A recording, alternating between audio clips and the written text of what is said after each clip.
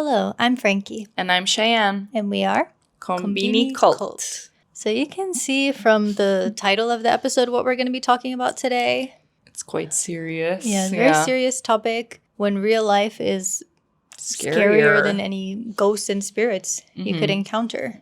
So instead of doing life updates for this episode, I thought we would kind of bring up again a story from 2019, which maybe you have heard of because this was really well known about a stalker who found a Japanese singer based on what he could see in the reflection of her eyes that she posted in a selfie. Yes. Yeah. And I can't remember if I've brought this up in a previous episode or why, this topic reminded me of this case in particular. But yeah, it was kind of nuts. I can't even remember how I saw it or why I knew about it at the time, or because it was probably just so crazy. But yeah, she posted a picture of herself on Instagram or on social media, and he zoomed in so much you could see in the reflection of her eye, the train station. A train station, yeah. And then he used Google Street View to identify the train station. And then he waited at this train station until he saw her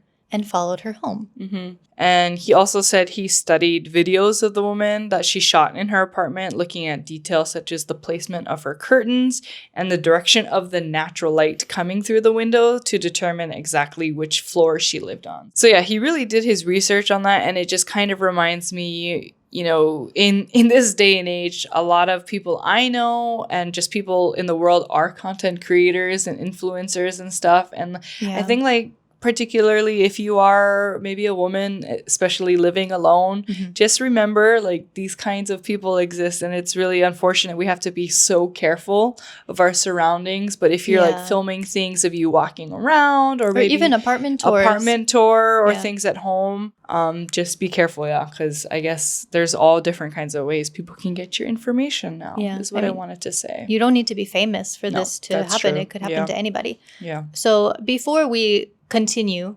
with this particular story, I want to go into the trigger warnings for the episode. So aside from stalking, we're also going to be talking about domestic violence, homicide. Yeah. So if things like that will be uncomfortable for you, feel free to skip this episode. The trigger warning is for the entire episode. So yeah, after this, we're not going to give any more warnings.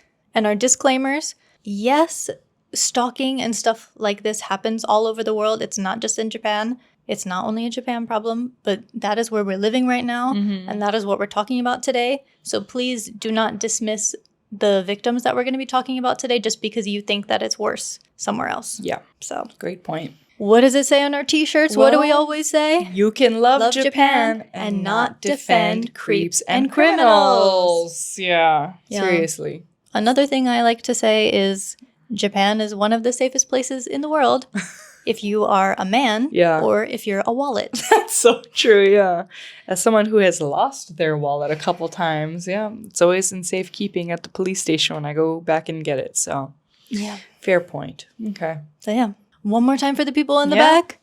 You can love Japan and not defend creeps and criminals. It's that simple. Yeah, seriously. Not talking about this stuff is how they keep getting away with it. So, we need to talk about it. Okay. So, to continue with the singer whose stalker found her through the reflection in her eye. So, he did follow her into her apartment. Yeah. He reportedly gagged her with a towel and molested her. He was arrested. And I found one source that said he was sentenced to 30 months in prison. That's it? Okay. And this is 2019, so he's free. He's out by this point. Yeah. Yeah. Very scary thought. So yeah.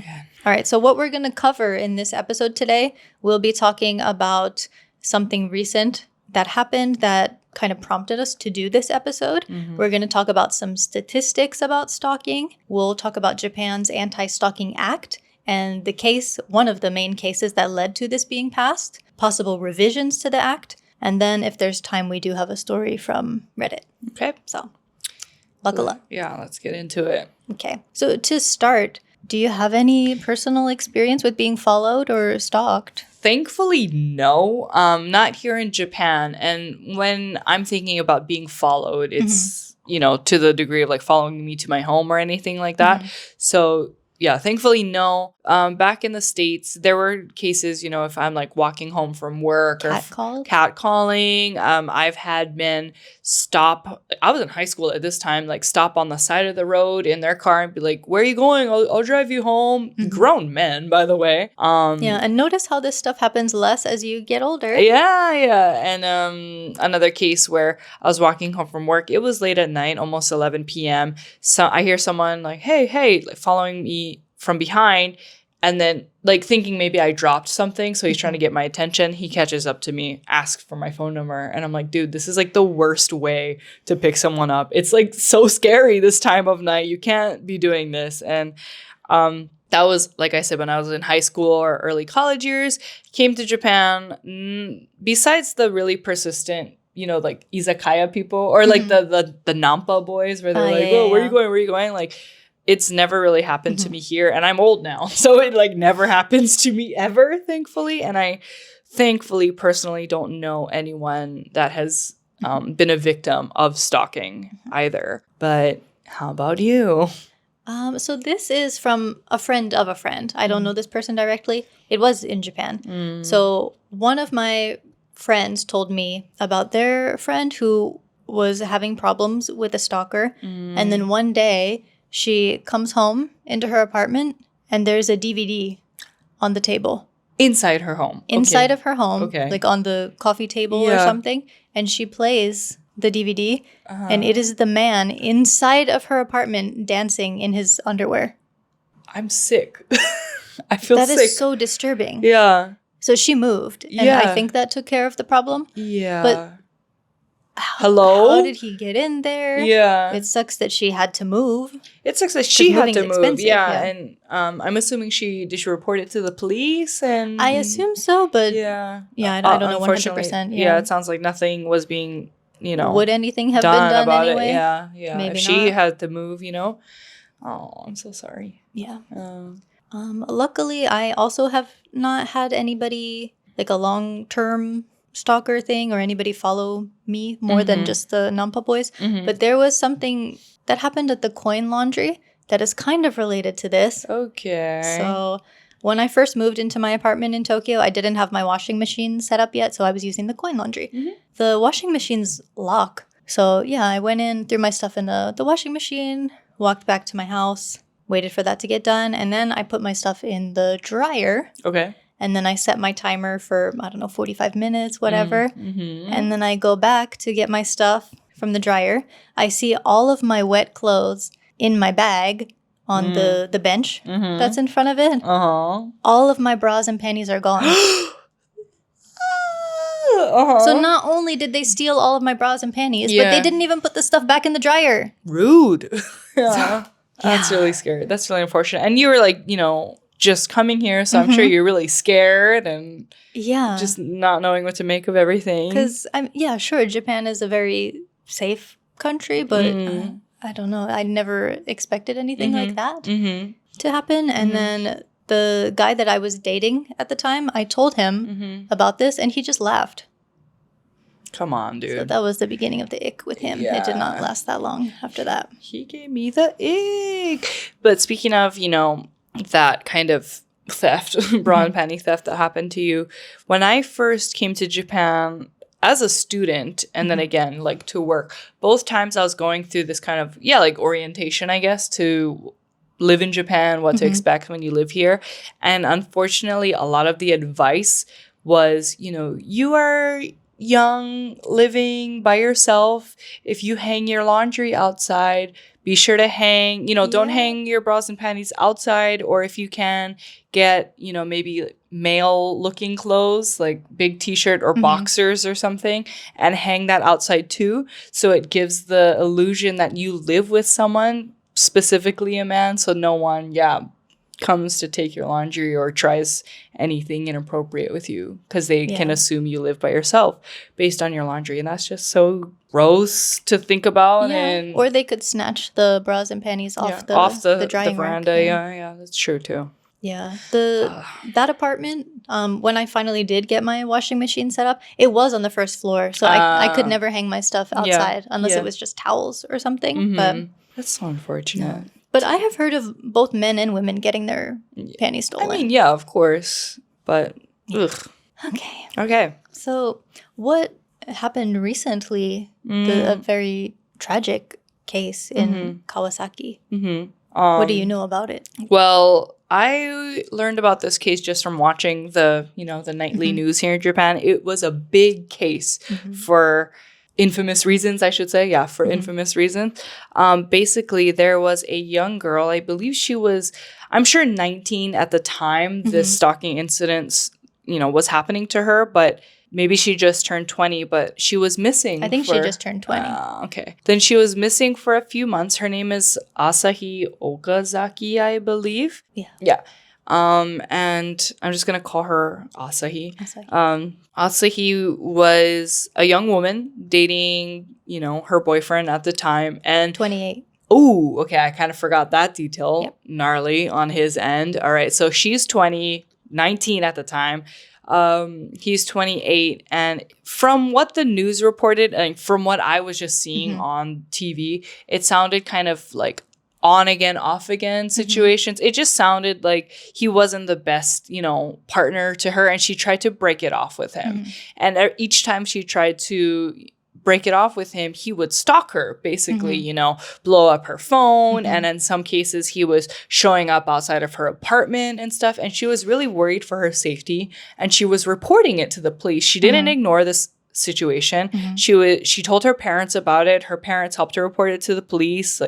And each time it just sounded like it got brushed under the rug every time. And more so because the police's not reason, in my opinion, excuse was like, well, he's not, physically harming you. And you chose to kind of go back to him or, because I think there were a couple of cases where maybe he came to her apartment and she called the police. And then who knows, in many cases of DV, unfortunately, maybe you make up and you forgive the partner or whatever. And it sounded like it was kind of on that level of partnership. And so maybe she called the police, they worked it out, and she said, never mind, it's okay. And so because of that, no action was really taken to protect her.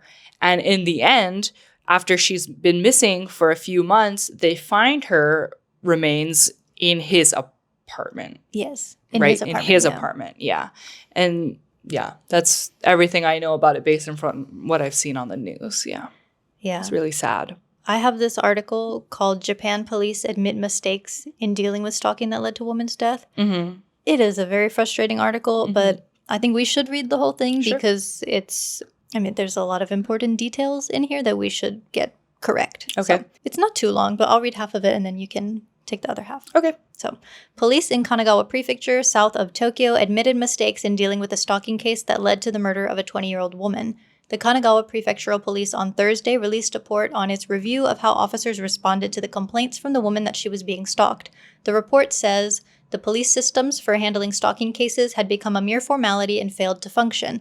Okazaki Asahi from Kawasaki City went missing last December. Her partially skeletonized body was found in April at her former boyfriend's home in the city. The ex-boyfriend, Shirai Hideyuki, was arrested in May. The 28-year-old has since been indicted on a murder charge. Okazaki's bereaved family argued that the police failed to respond appropriately, even though she had repeatedly told them that Shirai was stalking her. Before she went missing, Okazaki phoned a local police station 9 times in December to tell them that the ex-boyfriend was hanging around her home. But the report says all the officers who talked to her over the phone underestimated the risks and urgency of the case. It says that as a result, they barely carried out an initial investigation as they should have done. The report also says that the police failed to recognize the danger to the woman and did not look into the case even after her family asked them to investigate her disappearance. The report points out that the police station made its own decisions without seeking advice from the prefectural headquarters.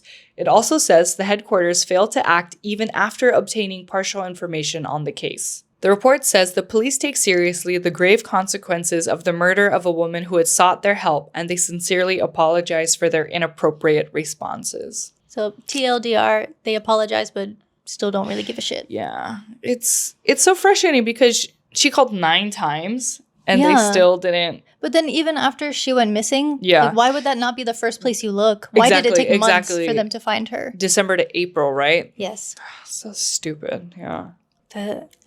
Everything we're going to talk about today is equally as infuriating as this. So I'm sorry, but it has to be talked about. And this case was like sparking a lot of outrage too because of, the lack of action from the police, especially considering it was just going on for months, All right. A few statistics about stalking. So I think this is just worldwide, not Japan in particular. But more than 1 in 6 women and 1 in 17 men will be stalked in their lifetimes. Phone calls, text messages, following you, showing up uninvited, spreading rumors, hacking accounts, threatening you, harming animals, property damage, and filming you without consent all fall under the umbrella of stalking. In Japan, so in 2018, roughly 21,600 stalking incidents were reported. This constituted a decrease of more than 1,500 cases compared to the previous year. 87.9% of victims in 2018 were women, whereas 82.1% of the perpetrators were men, according to 2021 statistics. The most common relationship between the victim and perpetrator were boyfriend-girlfriend contexts, including former partners. The number of revenge pornography reports has remained above 1,000 cases since 2015, which is when Japanese police began maintaining reports. Young women are the majority of victims. Yes. So I got these from Tell Japan, which is, I've heard of it before in the context of looking for counseling or therapy. They are a resource for that. Yeah. So that's where this was coming from. But 21,600 incidents reported in 2018. So I assume it's similar for other years, recent years as well. That's a lot. That's a lot. That's way too many. Also, the statistic of 1 in 6 women, that's insane. And 1 in 17 men. That's a lot too, of course. I'm not downplaying, that situation as well. But really, it's 1 is too much, That's 1 in 1,000 is too much. We probably all know somebody who has experienced this. And another stat I found from a different resource, but everything is linked below as usual. But 40% of stalking victims are stalked by current or former intimate partners, which we saw in the thing that happened in Kawasaki recently, and we will see in other things we'll talk about today. Yeah. There's also an Anti-Stalking Act. Yep. Oh. Okay. So in 2000, Japan adopted the Anti-Stalking Act, which covers making silent calls, calling, transmitting using a fax machine, or this was 2000, but I guess still applies to today. To Japan, fax machines, sending text messages through any text messaging service persistently despite his or her rejections. All of this against a person, his or her spouse, lineal blood relatives, or relatives living together, or any person who has a close relationship in social life with him or her for the purpose of satisfying one's affection, including romantic feelings toward any person, or fulfilling a grudge when the affection is unrequited. Other provisions of the Penal Code on intimidation, compulsion, defamation, or insults may also be applied. Yeah, basically intimidating, harassing this person and people close to them as well. In Japan, stalking is listed as a criminal offense punishable by imprisonment with work and fines. It can be concluded that almost all victims receive additional guidance. However, this has been criticized as insufficient. Statistical studies with a wider scope should be introduced, while the law should be revised regularly and expanded to include clinical therapy for perpetrators, according to Japan's policy against the crime of stalking. Yes. So why was this act passed in the first place? Yeah. There was a very high-profile case in the year 2000. So this and a number of other tragic cases was what really prompted it. Okay. So yes, the 1999 stalking and murder of a 21-year-old university student named Shiori Ino. So just to go over what happened to her. Yeah. So when Shiori Ino met Komatsu, this guy initially lied about his name and his age, Not a good start. Yeah. After a few dates, he would start to love bomb her and then verbally harass her, emotionally abuse her, but then give her expensive gifts to kind of make up for what he had just done. When she tried to break up with him, he escalated to threatening both her and her family. So after months of these threats and this harassment, he and some of his friends forced their way into the family home, and Shiori had a recording of this. Yeah. She filed a police report. Yeah. The police told her she had no claim, even though she had this recording and this evidence. Okay. Then she went back with her parents. Good. That didn't help. Yeah. So both the police and the free legal clinic they consulted with, they implied that it was Shiori's fault because she accepted the gifts from him. So it's not getting better. The harassment and threats continue until eventually Komatsu and his brother hired a hitman who on the afternoon of October 26, 1999, stabbed Shiori in the chest while she was entering JR Okegawa Station in Saitama. Oh, no. And she bled to death on the way to the hospital. But even after her death, Komatsu continued making threatening calls to her family and began to distribute posters and flyers that were slandering her. Oh. And the police had even released information that made it seem like Shiori was a promiscuous gold digger. What? Yeah. Infuriating. Yeah. And finally, something was done about it, but it is only because a very famous investigative journalist, Kiyoshi Shimizu, reported on the story.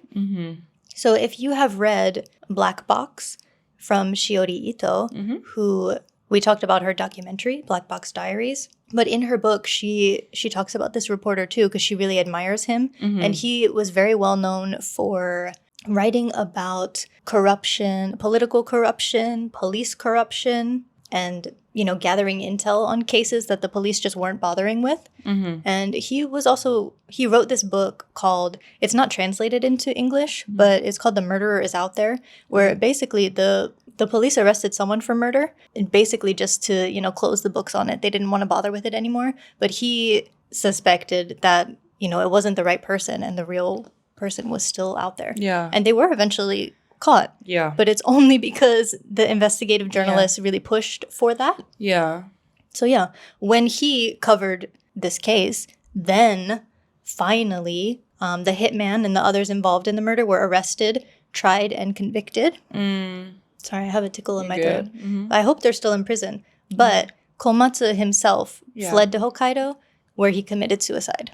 So he just escaped the whole persecution. God, it's so frustrating because this case with Shiori has so much overlap with Asahi's case. They're both like 20 years later. Yeah, 20, 21. It has to do with a partner where, you know, the girls involved reported the stalking. They had evidence of it. I think I failed to mention earlier when I was talking about Asahi's case, like she has video evidence of the boyfriend standing outside of her apartment and lurking and stalking her, you know. And despite having evidence, you know, all of their claims were just really swept under the rug. And it's kind of like, did we not learn the first time, like, you know, from this case, this 1999 case now, and then not Asahi's case isn't the only case where this kind of stuff happens, but like, you know, again, this big profile case, it's like, whoa, what are we missing here? You know, it's all the signs point to the partner in these situations. So it's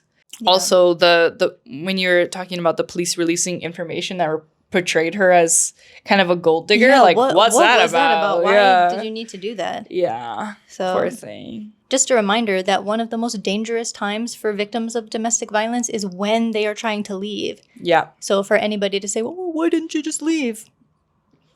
It can't a lot of times. They might be trying. Yeah, they might be trying, and it's really frustrating all around. Yeah, and I mean, I wouldn't really call it a silver lining, but something sort of positive. So aside from the Anti-Stalking Act being passed, Shiori's parents have been advocating for 25 years, 26 years for victims' rights.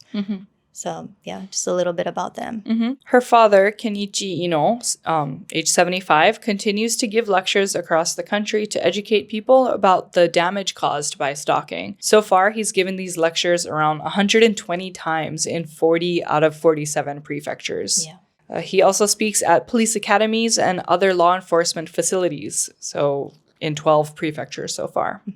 Her mother, Kyoko Ino, joined the National Association of Crime Victims and Surviving Families, which was formed in 2000. So again, right around the time of the case, right? Yeah. Yeah. Activities by the group's members led to the establishment of a basic law for supporting crime victims and the introduction of a system allowing victims of such crimes to take part in criminal trials. Now, as a member of an organization established in 2022 to succeed the previous association, Kyoko Ino is working to realize the establishment of a government agency that would provide consultation support to victims of stalking. I'm kind of surprised that doesn't already exist. Yeah. She's still advocating for that. Yeah. So, based on this Anti-Stalking Act, what actual consequences could they possibly face? Mm-hmm. Before that, though, a lot of, if you look on Reddit or something for advice about what to do if you're in this situation, so many of the commenters will say, don't go to the koban. Not even just for this, but anything in general. Don't go to the koban, the police box. Go to the actual big police station. Oh, like the prefectural police, the headquarters. Or the city police station. Yeah. Was that advice when you're doing your research in English or in Japanese? In English. Okay. So I wonder if like being foreign has anything, like has some effect on it too. But yeah, okay. Well, good to know. Foreigners out there listening, yeah. I mean, I see Japanese people, or foreign, yeah. I see people in the police box near my station sometimes. So it's not as if nobody trusts them. But if you have a serious offense. A serious case, yeah. Then, yeah, I would assume Japanese people are also going to the big police station. Yeah, that's true. Yeah. I tried to go to a koban once, not for a case like this. I had like lost something and I just wanted to report it and see if anyone turned it in. No one was in that koban. Lights were on. I could hear them talking in the back room and I was in the front like, sumimasen, like shouting, like maybe no bell or anything. No I've never been in one. Shouting and no one to be found. But they were back there because I could hear them. And this was in a busy area too. It was in Amemura, American Mura, which is a very busy, packed area near Triangle Park, and Anyway, so like Frankie said, don't go to a koban. Go to the headquarters if you have a serious problem. Yeah. So get ready for a big letdown for the consequences of the Anti-Stalking Act. Mm-hmm. You could be punished with imprisonment for up to 1 year and a fine of up to 1 million yen. That's it? What's that, like $6,000 or something? And up to 1 year in prison. That doesn't mean you're going to... They would get 1 year. 1 year? Up to. 1 year? That's it? All right. Yeah. So that brings us back to today, 26 years later. Not much has changed. Yeah. But I did find something from Unseen Japan, which is, I really love all this stuff, all the articles that they post. They're really thoughtful. And it's a lot of things that you don't see on the major news outlets. Or maybe there's more details about it than what the major outlets usually report on. So I definitely recommend that website. Okay. So that is where we're finding, that is where I found what we're about to talk about next. So the article was called Japanese Police Consider Changing Anti-Stalking Law After Murder, the one in Kawasaki, which we spoke about earlier.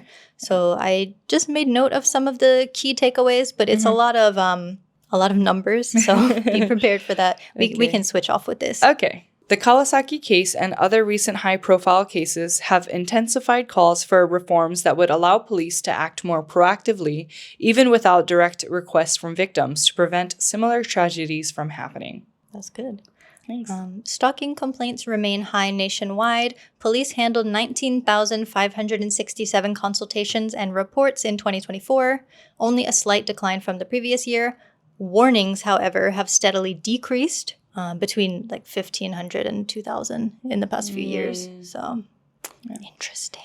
Arrests and restraining orders have also been on the rise. In 2024, authorities arrested around 1,300 suspects in stalking cases, the highest number since the 2016 legal revision. Courts issued 2,415 restraining orders, the most ever recorded, many of them emergency measures intended to stop harassment immediately.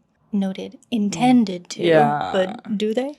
Under the 2016 amendment, police gain the ability to issue restraining orders without first issuing a warning. However, because these orders are considered a highly administrative sanction, they often require time for evidence collection.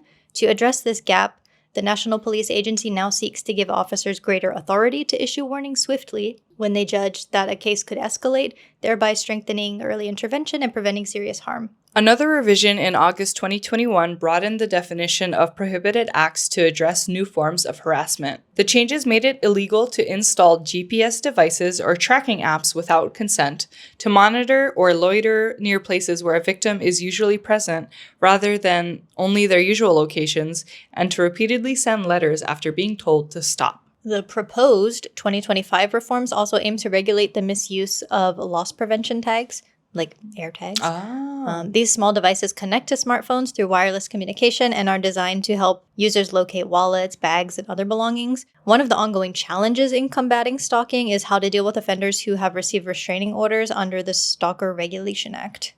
Data from the National Police Agency shows that in 2024, authorities urged 3,271 such individuals to undergo psychiatric treatment or counseling. However, only 184, or about 5%, followed through with ongoing care. Nearly 90%, totaling 2,954 people, refused to participate.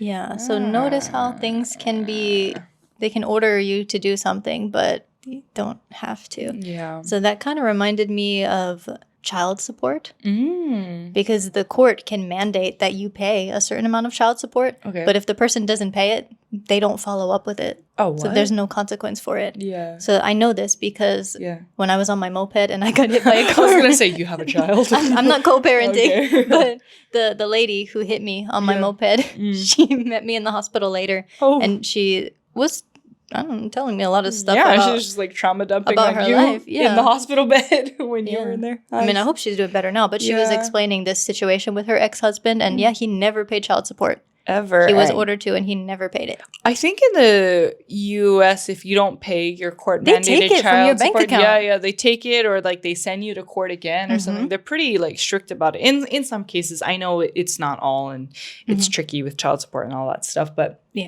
I see. Kind of to backtrack about the AirTags thing, maybe I heard this on the Two Hot Takes podcast. I don't know if you like listened to that episode yet, but like they were saying, don't AirTags now, if, for example, someone like puts an AirTag, I don't know, in your car or whatever. You get a notification. You get a notification, right? It says like, is this you? Or like AirTag detected. Is this you or something, right? So that's good. Like, good job, if that's true, but... I've gotten one of those notifications before. I went to the beach with my friends, and then it kept popping up on my phone that an AirTag is traveling with you or something. And then I told them, I was like, I don't know what this is. I'm really freaked out. Did somebody put something on my car? And my friend was like, oh, no, sorry, it's my AirTag. Oh, okay. Well, I'm glad. Yeah, that's scary, especially at the beach. Like maybe you're in the water. I don't know if someone like put one in your bag or something. Yeah, that's really scary. That freaked me out, but luckily it was just my friend's AirTag. Well, I'm glad. Well, one, it was your friend's AirTag, and two, it actually is real, that like notification thing. Okay. But I don't know. There's probably ways people can disable that or different types of GPS trackers. Yeah, for sure. Oh, so scary. I also found this mini documentary on YouTube called Japan's Stalking Crisis. It is from 2014, but I mean, nothing has really changed. Yeah. It's about 25 minutes, so I do recommend watching it, maybe after this episode. Yeah.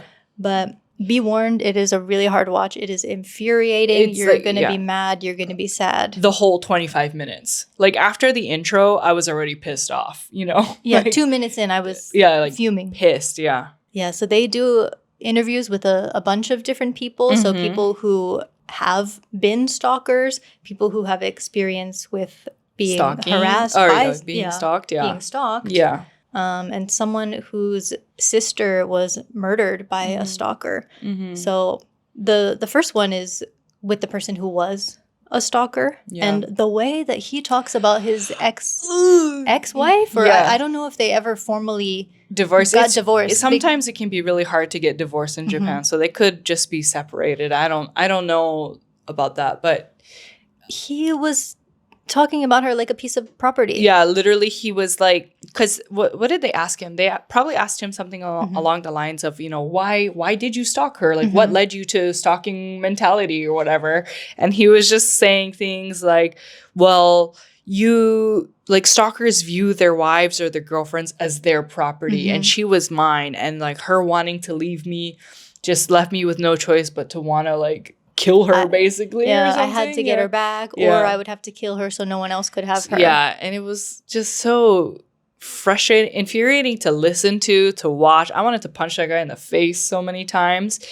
Yeah, it's like sickening. Like, he kept in the original Japanese and the English translation, it is him saying, like, she's mine, like my property, basically. Yeah, and he even talks about at one point he had memorized all of the clothing that his wife and daughter had. And then he would check what laundry they were hanging to dry on the balcony so he could try to guess what they would be wearing that day so he could find them more easily.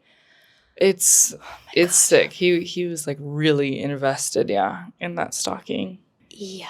And then we also see the man whose sister was killed by her stalker. Yeah. So similar to these other cases, the police did not help her. The police even made the stalker sign a handwritten note that said, like, okay, I will stop it. I will stop stalking. Like, get out. Did he? No. He ended up hitting her, ramming into her with his car and killing her, and then later stabbed himself to death. That is something you often see with like stalking cases that lead to murder. The stalker murderer often ends up killing themselves. It's true. Yeah, and it was just like really heartbreaking to see, the brother. You can sense he has a lot of, I guess, regret about how he could have handled the situation. He said, like, maybe I should have been more persistent in helping her, like, report to the police and stuff. And it was just, really sad to hear about as well.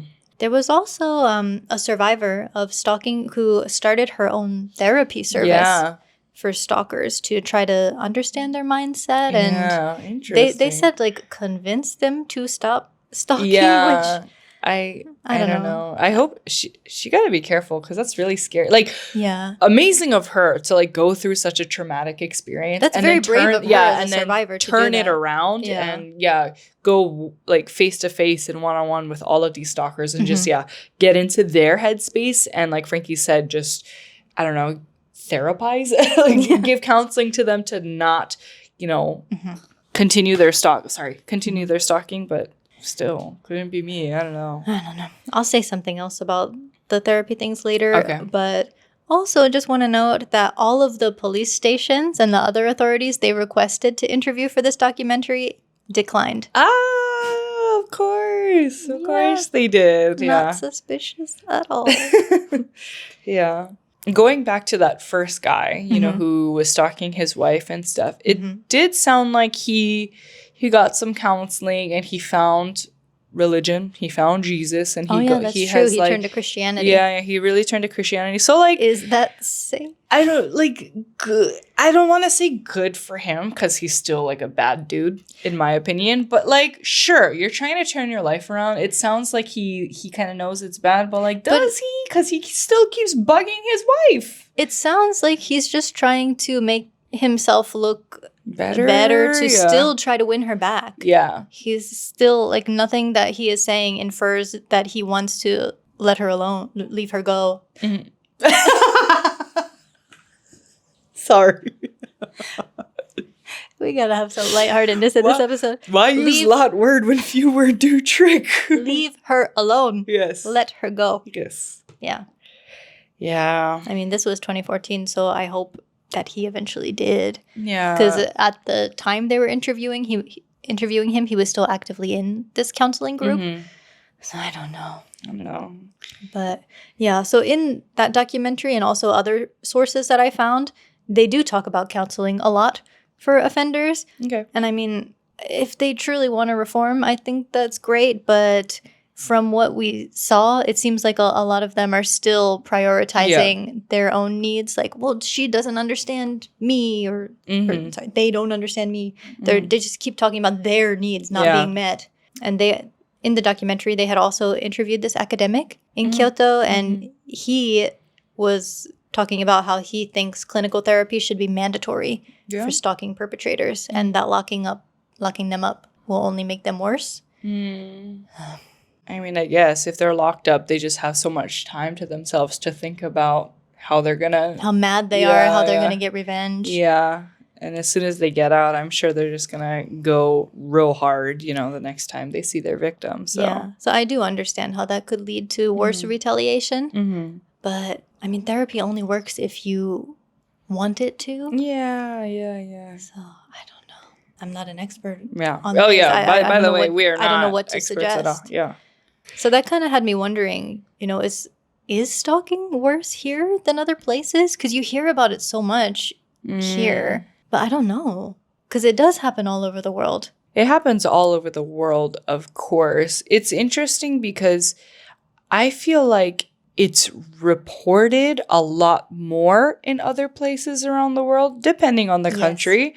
But you hear about cases of stalking a lot more here. Maybe it's because I live in Japan, so obviously I just hear about like insane cases of stalking in Japan more. But that's what I was thinking too. Like, it's on our mind, so we're noticing. Maybe it more. That's what it is. But it just seems a lot more intense.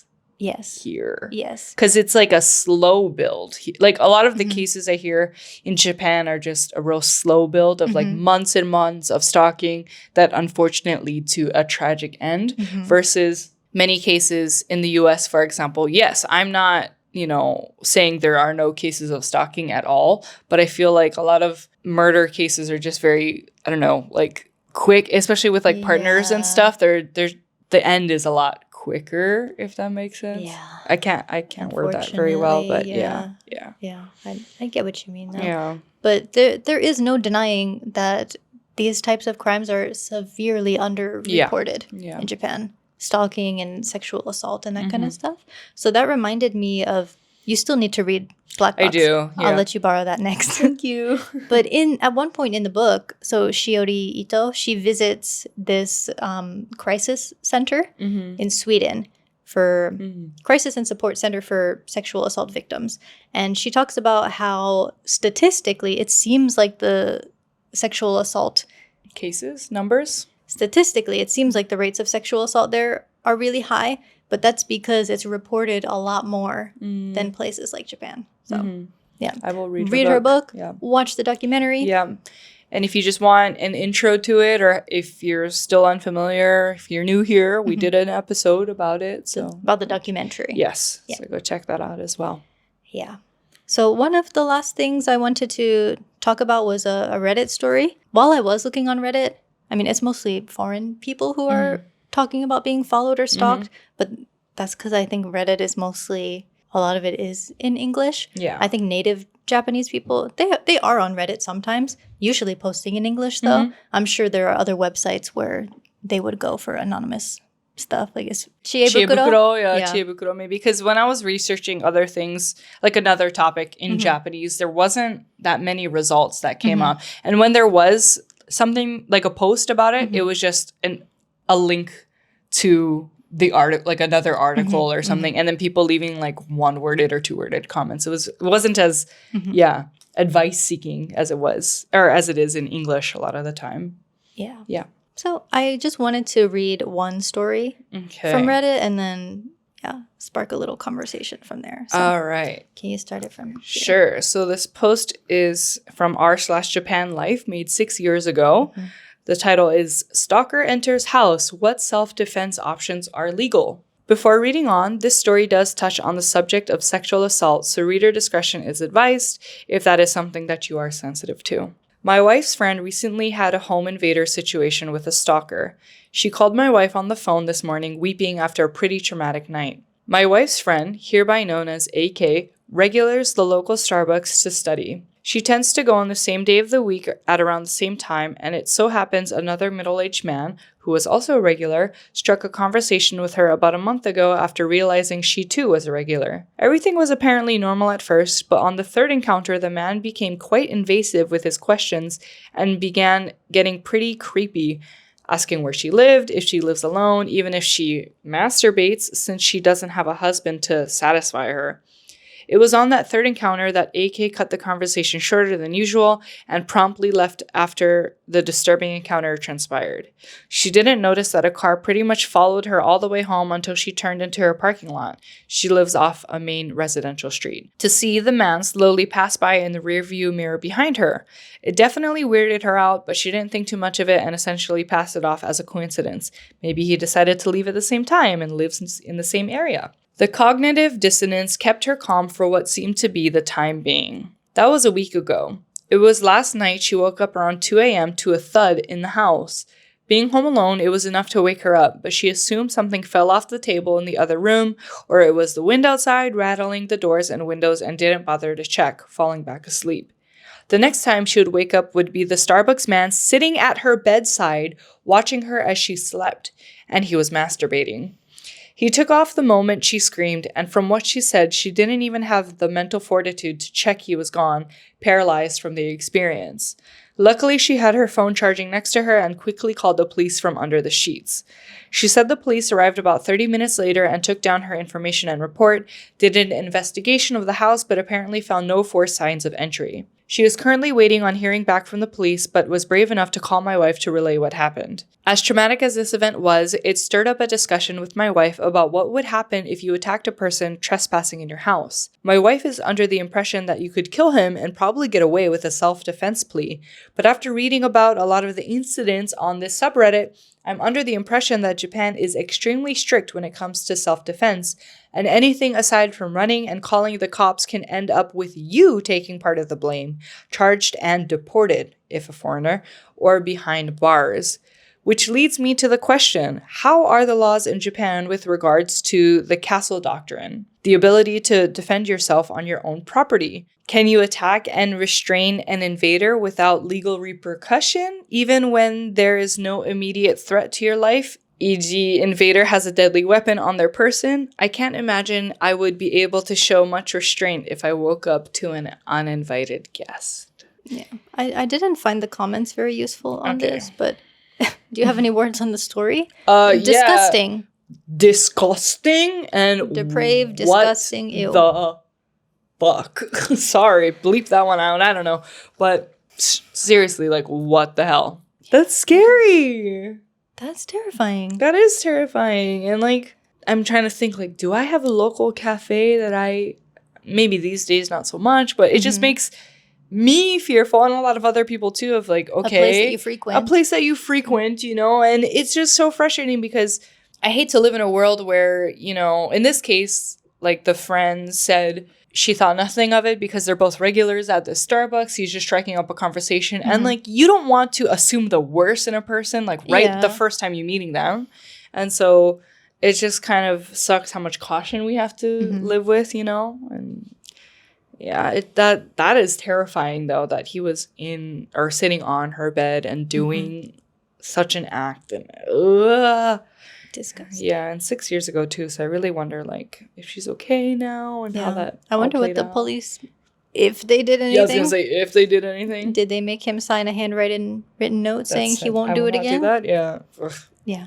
So maybe we need to do a whole episode about self-defense. Maybe, in the future. Yeah. But just briefly, from my understanding, so in regards to self-defense, you can only use the bare minimum of force to be able to run away from them. Or I guess you also hear with chikan, with groping or molesting on the train, that you could like take them by the wrist and walk them to the police station. Well, but like they're gonna follow you? Exactly. They're just gonna nicely follow you to the police station. Okay, turn me in. Yeah, like No. Okay. Yeah. And also, yeah, what does bare minimum of force mean? Because, like, my bare minimum could be a lot stronger than, like, what the Japanese police think what a bare minimum is, you know? I assume anything that would not leave a mark on the person's body, because you could be at fault if you scratch them or bruise them. That is so stupid. And it's also not advised to carry any weapons on you, because then it looks premeditated, like you were planning to use it on somebody. That's so stupid. And I know we're talking about, like, stalking now, but I feel like this also applies to, you know, sexual assault or anything like that too, which unfortunately is the reason why